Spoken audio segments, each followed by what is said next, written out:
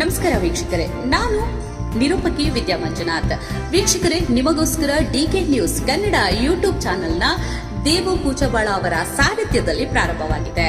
ಈ ಯೂಟ್ಯೂಬ್ ಚಾನೆಲ್ನ ವಿಶೇಷತೆ ಏನಪ್ಪಾ ಅಂತಂದ್ರೆ, ಚಿಕ್ಕವರಿಂದ ದೊಡ್ಡವರವರೆಗೂ ಯಾವುದೇ ವಯಸ್ಸಿನ ಮಿತಿ ಇಲ್ಲದೆ ತಾಜಾ ಸುದ್ದಿ ಸಮಾಚಾರಗಳನ್ನ, ನಿಮ್ಮ ಸುತ್ತಮುತ್ತಲು ನಡೆಯುವಂತಹ ವಿಶೇಷ ಸುದ್ದಿ ಸಮಾಚಾರಗಳನ್ನ, ನಿಮ್ಮ ಊರು, ತಾಲೂಕು ಹಾಗೂ ಜಿಲ್ಲೆ, ರಾಜ್ಯ, ದೇಶದ ಸಮಗ್ರ ಸುದ್ದಿಯನ್ನ ನೀವು ಈ ಒಂದೇ ಯೂಟ್ಯೂಬ್ ಚಾನೆಲ್ ಅಲ್ಲಿ ಪಡೆಯಬಹುದಾಗಿದೆ. ಮತ್ತೆ ತಡ ಮಾಡ್ತಾ ಇದ್ದೀರಾ? ಕೂಡಲೇ ನಮ್ಮ ಡಿಕೆ ನ್ಯೂಸ್ ಕನ್ನಡ ಯೂಟ್ಯೂಬ್ ಚಾನೆಲ್ನ ಸಬ್ಸ್ಕ್ರೈಬ್ ಮಾಡಿ, ನಿಮ್ಮ ಸ್ನೇಹಿತರ ಜೊತೆಗೆ ಶೇರ್ ಮಾಡಿ, ನಮಗೆ ಸಪೋರ್ಟ್ ಮಾಡಿ, ಮರೆಯದೆ ಬೆಲ್ ಐಕನ್ ನ ಒಡಿರಿ ಅಂತ ಹೇಳಿ ಉದ್ದೇಶಕ್ಕಾಗಿ ಇವತ್ತಿನ ಈ ಕಾರ್ಯಕ್ರಮವನ್ನು ಹಮ್ಮಿಕೊಳ್ಳಲಾಗಿದೆ. ಈಗ ಈ ಒಂದು ಕಾರ್ಯಕ್ರಮದ ವೇದಿಕೆ ಮೇಲೆ ಅವರನ್ನು ಗೌರವಿಸುವಂತಹ ಇಡೀ ನಮ್ಮ ವೇದಿಕೆ ಎಲ್ಲ ಗಣ್ಯಮಾನ್ಯರ ವತಿಯಿಂದ ತಮ್ಮೆಲ್ಲರ ವತಿಯಿಂದ ಸನ್ಮಾನಿಸುವ ಕಾರ್ಯಕ್ರಮ. ಆದರೆ ಈಗ ಅವರ ವೇದಿಕೆಯಲ್ಲಿ ಅವರ ಸನ್ಮಾನ ಮಾತ್ರ ನಡೀತಾ ಇದೆ ವೇದಿಕೆ ಮೂಲಕ. ನಂತರ ನಮ್ಮ ಇಬ್ಬರು ಮೂವರು ಅತಿಥಿಗಳು ಅವರ ಕುರಿತು, ಈ ಸೇನೆಯ ಮಹತ್ವದ ಕುರಿತು, ನಮ್ಮ ತ್ಯಾಗಗಳ ಕುರಿತು ಮಾತನಾಡಲಿದ್ದಾರೆ. ಅದರ ನಂತರ ತಮಗೆಲ್ಲರಿಗೂ ಸಹ ಈ ವೇದಿಕೆ ಮೇಲೆ ತಾವೆಲ್ಲರೂ ಬಂದಿದ್ದೀರಿ, ಅವರನ್ನು ಗೌರವಿಸಬೇಕಾಗಿ ತಮಗೆಲ್ಲರಿಗೂ ನಾವು ನಿಶ್ಚಿತವಾಗಿಯೂ ಅವಕಾಶ ಮಾಡಿಕೊಡುತ್ತೇವೆ. ಆದರೆ ಈ ವೇದಿಕೆ ಮೂಲಕ ಒಂದು ಅತಿ ದೊಡ್ಡದಾದಂತಹ ಒಂದು ಸನ್ಮಾನದ ಕಾರ್ಯಕ್ರಮ ಇಲ್ಲಿ ಜರುಗುತ್ತಾ ಇದೆ. ನಾವೆಲ್ಲರೂ ಆ ಕಾರ್ಯಕ್ರಮಕ್ಕೆ ಒಂದು ಸಾಗುತ್ತಾ ಇದೆ. ಈಗ ಆ ಕಾರ್ಯಕ್ರಮ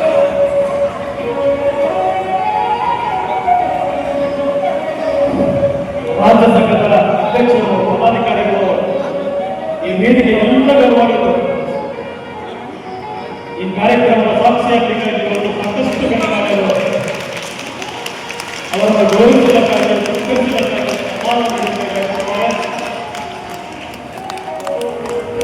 ಈ ಕಾರ್ಯಕ್ರಮದಲ್ಲಿ ಒಂದು ಅಭೂತಪೂರ್ವವಾದಂತಹ ಸನ್ಮಾನದ ಕಾರ್ಯಕ್ರಮ. 38 ವರ್ಷಗಳಲ್ಲಿ ಸೇನೆಯಲ್ಲಿ ಸೇವೆಯನ್ನು ಸಲ್ಲಿಸಿದಂತಹ ಮೊಹಮ್ಮದ್ ಯೂಸುಫ್ ಆದಿವಾರಿ ಇವರಿಗೆ ಸನ್ಮಾನದ ಒಂದು ಕಾರ್ಯಕ್ರಮ ಇಲ್ಲಿ ಜರುಗ್ತಾ ಇರುವುದರಿಂದ ನಾವೆಲ್ಲ ತಮ್ಮನ್ನು ದೇಶದ ಸೇವೆಗಾಗಿ ಎದುರಿಸಲಿಕ್ಕಾಗಿ, ತಮ್ಮನ್ನು ದೇಶದ ಸೇವೆಗಾಗಿ ಸಿದ್ಧಪಡಿಸಲಿಕ್ಕಾಗಿ ಈ ಒಂದು ಕಾರ್ಯಕ್ರಮ ನನ್ನ ದೃಷ್ಟಿಯಲ್ಲಿ ಒಂದು ಮಾದರಿಯುತ್ತಿರುವಂತಹ ಕಾರ್ಯಕ್ರಮ ಆಗಿದೆ.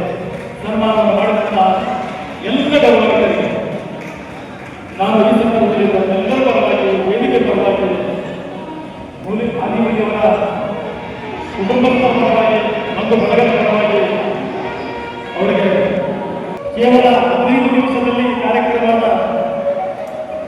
ವಿಚಾರಗಳನ್ನು ಮುಂದಿಡುವಂತಹ ಒಂದು ಕಾರ್ಯಕ್ರಮ ಮುಗಿದ ನಂತರ ನಮಗೆಲ್ಲರಿಗೂ ದಯವಿಟ್ಟು ನಾವೆಲ್ಲರೂ ಈ ಕಾರ್ಯಕ್ರಮ ಮುಗಿದ ನಂತರ ಭೋಜನವನ್ನು ಸ್ವೀಕರಿಸಿಕೊಳ್ಳಲು ನನ್ನ ಊರಿಗೆ ಹೋದಾಗ ಒಂದು ದುಃಖನಾಗಿ ಮತ್ತೊಂದು ಖುಷಿನಾಗಿದೆ. ಅದಕ್ಕಾಗಿ ನಾನು ಇದನ್ನು ಮಾತನಾಡಿದ್ದೇನೆ. ಯಾಕಂದರೆ 38 ವರ್ಷದಲ್ಲಿ ಈ ಭೂಮಿ, ಹಾಗಾಗಿ ನಾನು ಈ ಪಕ್ಷವನ್ನು ಇಟ್ಟು ಎಲ್ಲರ ಸಂತೋಷವನ್ನು ಹಂಚಲು ಬರ್ತಾ ಇದ್ದೇನೆ. ಯಾಕಂದರೆ ನಾನು ಈ ಊರಲ್ಲಿ ಯಾರಿಗೂ ನೀಡುವುದು ನನ್ನ ಒಂದು ಶಕ್ತಿನಿದೆ. ಅದಕ್ಕಾಗಿ ಎಲ್ಲರಿಗೂ ಈ ಪಕ್ಷದಲ್ಲಿ ಬಂದು ಯಶಸ್ವಿಗೊಳಿಸಬೇಕಾಗಿ ನಾನು ಎಲ್ಲರಿಗೆ ಧನ್ಯವಾದ ಹೇಳಿ ನನ್ನ ಮಾತುಗಳನ್ನು ಮುಗಿಸುತ್ತೇನೆ. ಸುದೀರ್ಘ 38 ವರ್ಷಗಳ ಕಾಲ ಭಾರತಕ್ಕೆ ಸೇವೆಯನ್ನು ಮಾಡಿ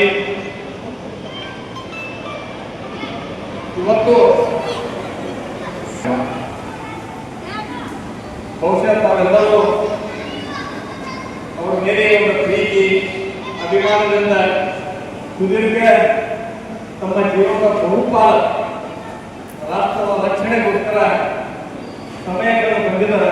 ಅವರು ಗೌರವಿಸಿಕೊಂಡಿರುವಂಥ ನಮ್ಮ ಮಹಾರಾಜರಿಗೆ ಅವರೆಲ್ಲರೂ ಬಂದು ಇಲ್ಲಿ ಉಪಸ್ಥಿತರಿದ್ದೀರಿ.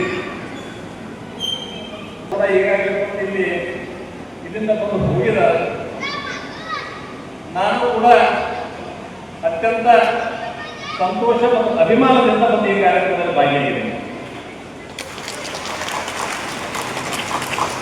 ನಾನು ಕೂಡ ಇವತ್ತು ಅರ್ಜೆಂಟ್ ಆಗಿ ನನ್ನ ಬಿಜಾಪುರಕ್ಕೆ ಒಂದು ಕೆಲಸದ ಮೇಲೆ ಹೋಗಬೇಕಾಗಿತ್ತು. ಆದರೆ ಇವತ್ತು ನಮ್ಮ ಮಹತ್ವದ ಒಂದು ಕಾರ್ಯಕ್ರಮ ಆದ ಸುದೀರ್ಘ ತಮ್ಮ ಜೀವನದಲ್ಲಿ ಬಹುಪಾಲ ಯುವಕರ ಜೀವನ ಯಾವ ಸಮಯವನ್ನು ತಮ್ಮ ಕುಟುಂಬದ ಜೊತೆಗೆ ಕಳಿಬೇಕಾಗಿತ್ತು, ಆ ಕುಟುಂಬದ ಜೊತೆ ಸಂತೋಷವನ್ನು ಹಂಚಿಕೊಳ್ಬೇಕಾಗಿತ್ತು, ನೆಮ್ಮದಿಯ ಬದುಕು ಅವರು ಆಗಬೇಕಾಗಿತ್ತು. ನನ್ನ ಕುಟುಂಬದಕ್ಕಿಂತ ನನ್ನ ರಾಷ್ಟ್ರ ಮುಖ್ಯ ಅಂತ ಕಲ್ಪನೆಯೊಂದಿಗೆ 38 ವರ್ಷಗಳ ಕಾಲ ದೇಶದ ಸೇವೆಯನ್ನು ಮಾಡಿದಂತಕ್ಕಂಥ ಮಹನೀಯರು. ನಮ್ಮೆಲ್ಲರ ವೈಯಕ್ತಿಕ ಕೆಲಸದ ಜೊತೆಗೆ ಈ ಒಂದು ಕಾರ್ಯಕ್ರಮ ಮಹತ್ವದ ಕಾರ್ಯಕ್ರಮ ಅಂತ ಹೇಳಿ ನಾನು ಇವತ್ತು ಈ ಕಾರ್ಯಕ್ರಮದಲ್ಲಿ ಬರ್ತಿದ್ದೇನೆ. ಬಂಧುಗಳೇ, ನಾನು ಕೆಲವೊಂದು ಕಡೆ ಪ್ರವಾಸ ಮಾಡಿದ್ದೀನಿ. ಬಗ್ಗೆ ನಾನು ಕಣ್ಣಾರೆ ಕಂಡುಕೊಂಡು ನೋಡ್ಕೊಂಡು ಬಂದಿದ್ದೀನಿ. ಇಡೀ ಅವರ ಜೀವನ ಅಲ್ಲಿ ಬಾರ್ಡರ್ನಲ್ಲಿದ್ದಂಥ ಸಂದರ್ಭದಲ್ಲಿ ನನ್ನ ರಾಷ್ಟ್ರ ಅನ್ನೋದನ್ನು ಬಿಟ್ಟರೆ ಬೇರೆ ಯಾವ ನಾವು ರಾಷ್ಟ್ರದ ಒಳಗಡೆ ಇದ್ದಂಥವ್ರು, ನಾವು ನಾಗರಿಕರು, ನಾವೆಲ್ಲರೂ ನೆಮ್ಮದಿಯಿಂದ ಇಲ್ಲಿ ಜೀವನ ಮಾಡ್ತಿದ್ರೆ, ನೆಮ್ಮದಿಯಿಂದ ನಾವು ಉಸಿರಾಡ್ತಿದ್ರೆ ಅದಕ್ಕೆ ಗಡಿಯಲ್ಲಿ ನಿಂತು ಅವರು ಏನು ಉಸಿರಾಡ್ತಾರೆ ಆ ಗಾಳಿಯಿಂದ ಭಾರತದ ಧ್ವಜ ಹಾರಾಡುವಂತ ಮಾತು ಕವಿ ಬರೀತಾರೆ. ನಾವು ದೇಶದಲ್ಲಿ 140 ಕೋಟಿ ಜನ ವಾಸ ಮಾಡ್ತಾ ಇದ್ದೀವಿ.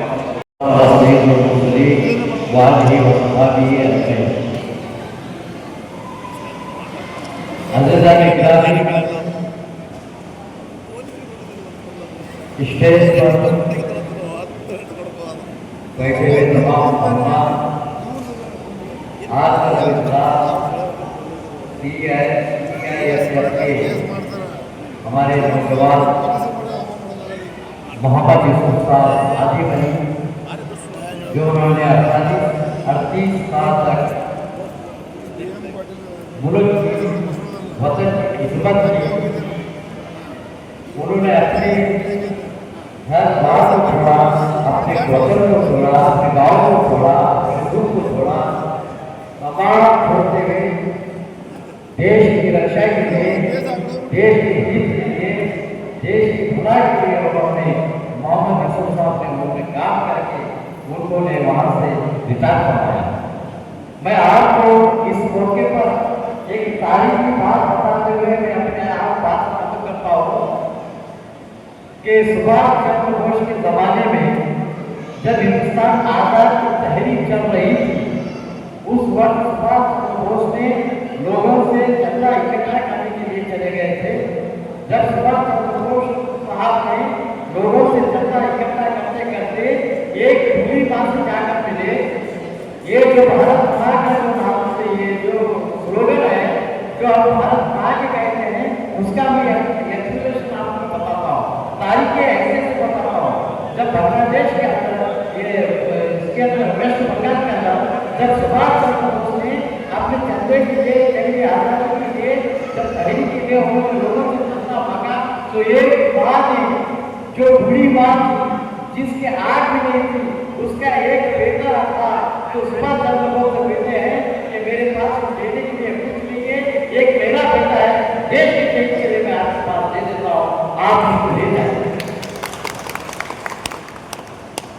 ये कुर्बानी है। उसके बाद उस बूढ़ी अंधी माँ का बेटा जब उसके अंदर शरीक होता है, जब जंग में जाकर शहीद होने के बाद सुभाष चंद्र बोस कहते हैं कि आज भारत माता का बेटा शहीद हो गया है, आज से हमारी भारत माता है। इसलिए आप भारत माता कहते हैं। ये जो है अजीमुल्लाह खान की तारीख, आप तारीख को पढ़िए।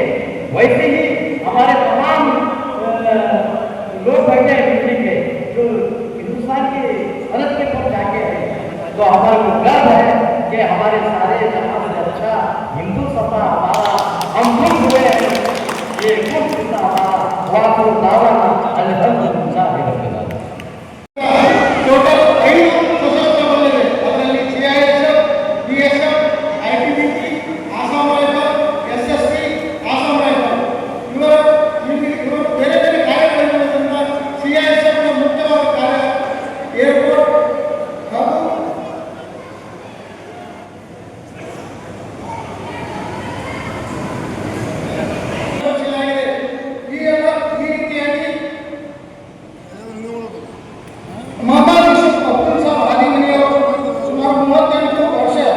CISF ನಲ್ಲಿ ಸುದೀರ್ಘ ಸೇವೆಯನ್ನು ಸಲ್ಲಿಸಿ ನಮ್ಮೊಂದಿಗೆ ಬಂದಿದ್ದಾರೆ.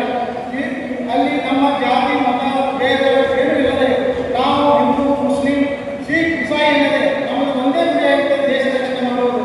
ನಮ್ಮ ನಮ್ಮೊಂದಿಗೆ ನಾವು ಒಂದೇ ಗುರಿ